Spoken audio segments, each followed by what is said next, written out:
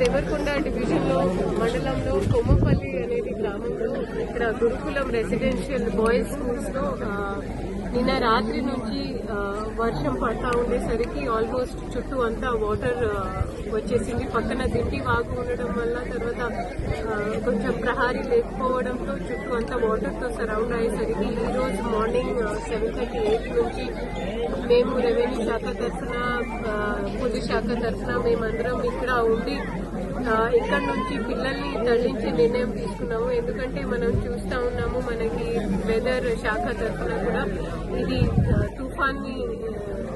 తుఫాన్ ఒక హెచ్చరిక ఉంది కాబట్టి ఆల్మోస్ట్ ఒక 500 స్టూడెంట్స్ ని దాంతోపాటు ఒక 26 మంది టీచింగ్ నాన్ టీచింగ్ స్టాఫ్ ని ఇక్కడ నుంచి మేము బీసీ గురుకులంకి షిఫ్ట్ చేయడం జరిగింది. దీంతో పాటు ఒక 2 రోజు సెలవు కూడా ప్రకటించడం జరిగింది.